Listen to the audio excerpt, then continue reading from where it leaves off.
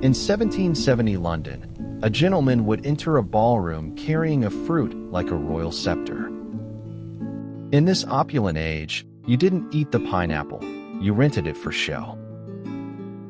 Christopher Columbus first brought this pina to Europe in 1493. Its scales resembled a pine cone, yet its golden interior held a sweetness that was entirely alien to the world. For centuries, surviving the Atlantic crossing was a miracle. If the salt air didn't rot the fruit, the humidity would, making every arrival a high-stakes victory of naval logistics. King Charles II famously posed for a portrait receiving the first pineapple grown on British soil. This royal endorsement transformed a simple tropical plant into a symbol of absolute sovereignty. To grow them in England, aristocrats built pineries. These massive glass hothouses were heated by fermenting horse manure, requiring constant labor to maintain a perfect, artificial tropical climate. These structures were architectural marvels of the Enlightenment. They fought the brutal English winter with fire and glass, just to keep a single, stubborn plant from shivering to death. The price of one fruit reached £80, equivalent to $8,000 today. It was a year's salary for a servant, all resting precariously on a silver pedestal. To own a pineapple was to signal you had money to burn. The cost of coal alone to heat the pineries was a fortune that few could ever hope to possess.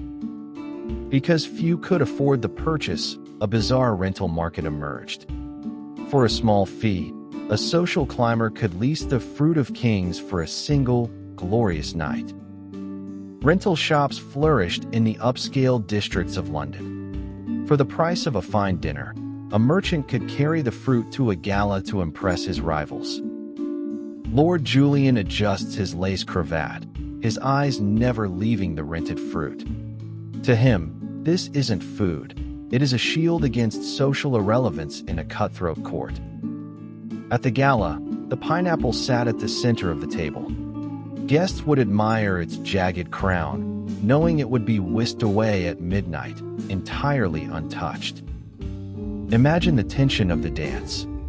A renter had to ensure no one accidentally bumped the fruit, as a single bruise would cost him his entire family's fortune. If a guest dared to slice it, the renter faced financial ruin. The fruit had to be returned the next morning, pristine, so it could be leased again. The obsession eventually bled into masonry. Stone pineapples began appearing on gateposts across London, serving as a permanent, expensive signal of a homeowner's immense wealth and high status. These carvings were more than decoration, they were a language of hospitality. To display a pineapple, even in stone, was to claim a seat among the empire's elite. By the 19th century, the arrival of steamships changed everything. Faster voyages from the tropics meant the once impossible fruit flooded the London markets, and the price finally plummeted. The mystery vanished as the industrial age dawned. What was once a symbol of the divine right of kings was demoted to a common treat for the masses. The crown jewel of the Georgian era was finally moved to the dinner plate. No longer a rented accessory, it became a simple snack for a changing world. Ancient stone carvings remain, witnesses to a time when fruit was more valuable than gold. Subscribe to my channel to unearth more buried botanical records in the Seeds of History series.